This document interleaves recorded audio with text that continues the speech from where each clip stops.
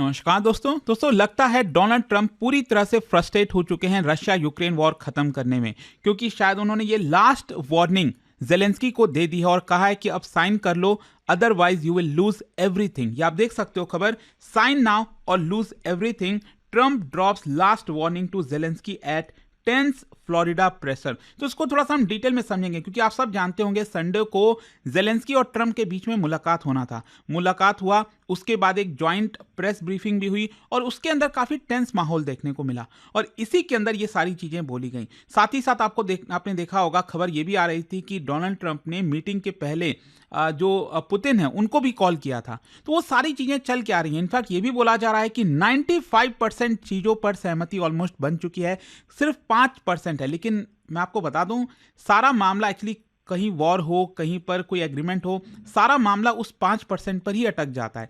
ज्यादातर चीजों पर तो चीजें सहमति बन जाती हैं, लेकिन यहां पर लास्ट जो है वही सबसे इंपॉर्टेंट है और वो सब कुछ मैं आपको बताऊंगा। चलिए आगे बढ़ते हैं, लेकिन उससे पहले आप सबको बता दूं, स्टडी आईक्यू पर हमारा जो ईयर एंड सेल है दोस्तों 31 दिसंबर तक लागू है, जहां पर 50% का फ्लैट डिस्काउंट तो मिल रहा है, लेकिन साथ ही साथ डबल वैलिडिटी भी हम आपको इस बार दे रहे हैं। मतलब कोई भी बैच आप लेते हो, जैसे 2027 का हमारा बैच, इसके अंदर प्रीलिम्स मेंस इंटरव्यू सब कुछ की तैयारी कराई जाती है, 18 बुक्स का पूरा सेट भेजा जाता है, तो इसमें जो भी वैलिडिटी है उसको डबल कर दिया जाएगा ऑटोमेटिकली। यूज करिए ये कोड अंकित लाइव, मैक्सिमम डिस्काउंट के लिए लिंक कमेंट सेक्शन में दिया हुआ है। ये फोन नंबर है, यहां पर आप कॉल कर सकते हैं, मेरी टीम आपको अच्छे से गाइड कर देगी। चलिए शुरुआत करते हैं। सबसे पहले बैकग्राउंड देख लेते हैं। देखिए, रशिया यूक्रेन वॉर आपको याद होगा 2022 फरवरी में स्टार्ट हुआ था, मतलब ऑलमोस्ट 4 साल होने जा रहे हैं। लेकिन इस वॉर की वजह से मैसिव सिविलियन कैजुअलिटीज हुई हैं, बहुत हजारों की संख्या में लोग मारे गए हैं, इकोनॉमिक डिसरप्शन हुआ है, सिर्फ यूक्रेन में नहीं, यूरोप के ऊपर भी काफी बड़ा असर आया है। जो एनर्जी और फूड इनसिक्योरिटी है ग्लोबली काफी ज्यादा बढ़ गई है। तो यहां पर क्या है ना, अमेरिका और साथ ही साथ यूरोप चाहते हैं कि कैसे जैसे करके इस वॉर को अब खत्म किया जाए, बहुत लंबा खिंच चुका है। और इसी की वजह से यहां पर एक फ्लोरिडा में मीटिंग बुलाई गई थी। अच्छा, इस जगह के बारे में जान लीजिए, क्योंकि ये जो मीटिंग हुआ है वो हुआ है फ्लोरिडा के मार ए लागो में। मैं आपको दिखा देता हूं थोड़ा सा, अमेरिका का मैप आप देखोगे, यहां पर रहा वॉशिंगटन डीसी और इसके नीचे की तरफ आप आओगे तो ये रहा आपका फ्लोरिडा स्टेट। और यहां पर एक बहुत ही आलिशान आप कह सकते हैं एक रिजॉर्ट है, बीच रिजॉर्ट है, यहां पर आपको देखने को मिलेगा, जिसका नाम है आपका मार ए लागो। तो ये बेसिकली डोनाल्ड ट्रंप का जो है काफी आलिशान बीच रिजॉर्ट आप कह सकते हैं। वहां पर क्लोज डोर नेगोशिएशंस हुए, मीटिंग हुई और उसके बाद एक जॉइंट प्रेस कॉन्फ्रेंस भी अटेंड किया गया, जिसमें टोन काफी ज्यादा टेंस था। ये आप देख सकते हो, यहाँ पर मीटिंग के बाद जो है एक तरफ डोनाल्ड ट्रंप हैं और जेलेंस्की हैं, दोनों जो है प्रेस मीडिया को सवाल जवाब कर रहे थे, यहाँ पर बातचीत हो रही थी। तो इसके अंदर जो मीटिंग हुआ है ना, सबसे पहले ये समझिए कि मीटिंग के जस्ट एक दिन पहले ऑलरेडी आपको याद होगा रशिया ने, उन्होंने बहुत बड़ा अटैक कर दिया यूक्रेन पर, यूक्रेन की कैपिटल पर, शायद काफ़ी ज़्यादा प्रेशर डालना चाह रहे थे। और रशिया ने साफ साफ कह दिया था कि देखिए हम पीछे नहीं हटने वाले, यहाँ पर जेलेंस्की को झुकना ही होगा। खैर, यहाँ पर मैं आपको बता दूं, ये जो मीटिंग हुआ है अमेरिका के अंदर, एक तरफ तो डोनाल्ड ट्रंप थे और वो यहाँ पर एक्टिवली मीडिएट कर रहे हैं पीस डिस्कशन को लेकर।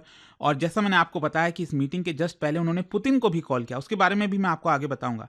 और दूसरी तरफ थे व्लादिमीर जेलेंस्की, जो कि यूक्रेन के राष्ट्रपति हैं और यूक्रेन की जो मिलिट्री, पॉलिटिकल और टेरिटोरियल इंटरेस्ट है उसको वो रिप्रेजेंट कर रहे थे। लेकिन साथ ही साथ यूरोपियन और नेटो के अलाइज, ऑल्दो ये फिजिकली प्रेजेंट नहीं थे, जो नेटो के लीडर्स हैं वो यहां पर थे नहीं, लेकिन डिप्लोमेटिक चैनल्स के थ्रू सब कुछ उनके थ्रू भी हो रहा था। मतलब एक प्रकार से इस मीटिंग में डोनाल्ड ट्रंप, जेलेंस्की और यूरोप के जो लीडर्स हैं वो भी इसके अंदर थे, एक प्रकार से आप कह सकते हो, ऑल्दो इनका फिजिकल प्रेजेंस नहीं था यूरोपियन अलाइज का। खैर, यहां पर अब क्वेश्चन ये आता है कि ये जो फ्लोरिडा मीटिंग थी, इसका मेन पर्पस क्या था? मेन पर्पस यही था कि एक ड्राफ्ट पीस फ्रेमवर्क बनाया जाए ताकि यूक्रेन और रशिया दोनों इस वॉर को खत्म करें। मतलब एक ऐसा ड्राफ्ट पीस फ्रेमवर्क हो जो कि यूक्रेन को भी एक्सेप्टेबल हो और रशिया को भी एक्सेप्टेबल हो और सीज फायर को यहां पर लागू कर दिया जाए। लेकिन यहां पर जो रिपोर्ट है उसमें सजेस्ट किया जा रहा है कि प्रॉब्ली शायद जो 20 पॉइंट जो ड्राफ्ट तैयार किया गया था पहले, उसी के इर्द गिर्द जो है सारी चर्चा हुई है। और यहां पर आप देख सकते हो, Trump Zelensky says Ukraine peace talks 95% complete but thorny issues remain. तो पहले तो मैं आपको ये बता दूं कि ये 95% कंप्लीट सुनने में तो बड़ा पॉजिटिव लगता है, अच्छा अब तो वॉर रुक ही जाएगा, लेकिन ऐसा है नहीं। यहां पर अगर हम बात करें कि कौन कौन से चीजों पर सहमति बनी, तो एक तो पहला है मिलिट्री डी एस्केलेशन फ्रेमवर्क, मतलब ड्राफ्ट प्लान किया गया जहां पर फेज वाइज मैनर में सीज फायर लागू किया जाएगा। जो फोर्सेज हैं वो एक जगह से दूसरी जगह शिफ्ट होंगे, राइट। एक बफर डीमिलिटराइज जो जोन है वो क्रिएट करने की कोशिश की जाएगी। ह्यूमैनिटेरियन अरेंजमेंट्स की भी चर्चा हुई है, जैसे जो प्रिजनर्स ऑफ वॉर होते हैं उनका एक्सचेंज होगा। यूक्रेन के कई जो आर्मी हैं, पर्सनल हैं, वो रशिया के पास है, रशिया के कई यूक्रेन के पास है, वो शायद कुछ एक्सचेंज हो। सेफ कॉरिडोर बनाया जाएगा सिविलियंस के लिए। एनर्जी और फूड इंफ्रास्ट्रक्चर को प्रोटेक्ट किया जाएगा। इसके अलावा इंटरनेशनल मॉनिटरिंग होगी। यूएन या फिर उस प्रकार के कुछ जो ऑब्जर्वर्स हैं वो वहां पर मौजूद रहेंगे, ताकि जो ट्रूप्स की मूवमेंट है उसको वेरीफाई कर सकें, और कोई भी पार्टी अगर सीज फायर का वोल्यूशन करती है तो उसको रिपोर्ट किया जा सके। और इसके अलावा यहां पर सैंक्शंस, देखो यूक्रेन जाहिर सी बात है नहीं चाहेगा कि रशिया पर जो सैंक्शंस लगे हैं हटे, और इसीलिए कंडीशनल सैंक्शंस रिलीफ रशिया को कुछ हद तक दिया जाएगा। इसके अलावा रिकंस्ट्रक्शन एड जो पैकेजेस है, यूक्रेन तो देखिए पूरा तबाह हो गया, बर्बाद हो गया वो देश, मतलब ढेरों लग गए हैं, बिल्डिंगें गिर गई हैं, मतलब तो उसको रिकंस्ट्रक्ट करना पड़ेगा, उसके लिए एड पैकेजेस की बात हुई। और फेस्ड इंप्लीमेंटेशन किया जाएगा, ये अगर चीज़ें होती हैं तो मतलब धीरे धीरे करके एक एक स्टेप के वाइज जो है वो चला जाएगा। तो इसी के बारे में कहा जा रहा है ये 95% जो चीजें हैं वो कंप्लीट हो गई हैं। तो किस बात पर असहमति है वो आपको थोड़ा सा समझना है, जो इंपॉर्टेंट मुद्दे हैं। एक तो है आपका स्टेटस ऑफ ऑक्यूपाइड टेरिटरीज। देखिए आप एक चीज समझिए, क्राइमिया जो है आप सब जानते हैं, ये तो 2014 में ही रशिया ने ले लिया था, यहाँ पर रेफरेंडम भी करा लिया, तो इसको तो भूल ही जाए यूक्रेन। फिर जहाँ तक सवाल है डोनबास रीजन का, ये बहुत इंपॉर्टेंट मुद्दा है। डोनबास में डोनेस्क हो गया और लुहांस्क हो गया, ये दोनों आते हैं। उसके बाद ज़ेपोरिजिया है, खरसोन है। तो यहाँ पर क्या है ना, रशिया ये कह रही है कि भाई देखो, यहाँ तक हमारी जो आर्मी आ चुकी है, जैसे लुहांस्क का पूरा एरिया रशिया के अंडर में आ गया, डोनेस्क का काफ़ी हद तक एरिया आ गया, ये वाला एरिया अभी भी यूक्रेन के अंडर में, ठीक है, ये जो डार्क वाला आप देख रहे हो। तो ये सब क्या है ना, रशिया कहना है, रशिया ये कहता है कि ये एरिया तो अब हम आपको नहीं देंगे। इनफैक्ट रशिया ये कह रहा है कि जो बाकी बचा हिस्सा है वो भी हमें दे दो। लेकिन दूसरी तरफ यूक्रेन का कहना है कि नहीं, हमें तो फुल टेरिटोरियल इंटीग्रिटी चाहिए, हम अपना लैंड लूज नहीं कर सकते। एक तो ये बात है, तो सबसे बड़ा मुद्दा। फिर दूसरा क्या है, रेफरेंडम। क्या है कि देखो, एक तरफ जेलेंस्की और जो ट्रंप हैं वो चाहते हैं कि पहले सीज फायर हो, बाद में चीज़ों को हम देखेंगे। लेकिन रशिया ये कह रहा है कि नहीं, पहले टेरिटोरी की बात करो, मतलब ये जो ज़मीन है जो हमारे अंडर में आ गई है, ये आप इसको रिकॉग्नाइज करोगे और हम यहाँ पर एक रेफरेंडम कराएंगे। जैसे क्रीमिया जो है वहाँ पर भी रेफरेंडम कराया गया था रशिया के द्वारा, जिसको बोला गया कि इंटरनेशनली बोला गया कि रशिया जानबूझकर अपने पक्ष में चीज़ें करा रहा है। 98% लोग सहमत हो गए। तो यहाँ पर भी रशिया कुछ वैसा ही कर देगा कि एक प्रकार से यहाँ पर जो एरिया है वो अपने अंडर में ले लेगा, दिखाने के लिए रेफरेंडम करा देगा। तो इसी की वजह से क्या है ना कि यहाँ पर असहमति बन रही है।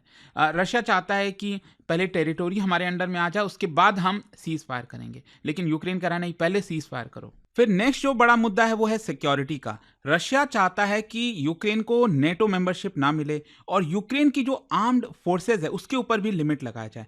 तो ये एक बहुत ही बड़ा स्ट्रैटेजिक रेड लाइन है दोनों देशों के लिए। यूक्रेन कह रहा है देखो, हमें तो सिक्योरिटी चाहिए, आपने अभी सीज फायर कर लिया, हो सकता है कल फिर से आप अटैक कर दो हमारे ऊपर। तो ये एक बड़ा मुद्दा बना हुआ है। और टाइमिंग भी यहाँ पर सीज फायर को लेकर, जो मैंने आपको बताया ना, यूक्रेन चाह रहा है कि जो इमीडिएट सीज फायर करना, रशिया चाहता है कि पॉलिटिकल रिकॉग्निशन मिले पर।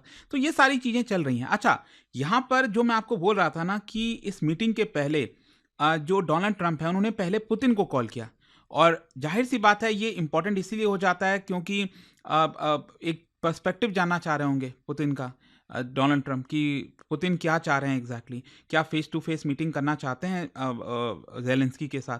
तो ये सारी चीज़ें, मतलब ये डेलिब्रेट फ़ोन कॉल था, कोई कोइंसिडेंटल फ़ोन कॉल नहीं था ये प्रकार से। और जब फ़ोन कॉल के बाद ट्रंप ने कहा भी कि जो कॉल मैंने किया है पुतिन को वो काफ़ी प्रोडक्टिव था, और डिस्कशन हुआ है ताकि वॉर को एंड किया जाए, म्यूचुअल इंटरेस्ट जो है वो देखने को मिल रहा है। फिर यहाँ पर फाइनली जेलेंस्की के साथ मीटिंग होती है फ्लोरिडा में, और उसके बाद जो है प्रेस कॉन्फ्रेंस होता है। दोनों लीडर्स जो हैं जेलेंस्की और ट्रंप प्रेस कॉन्फ्रेंस करते हैं, और उसमें देखिए ट्रंप का स्टेटमेंट क्या है।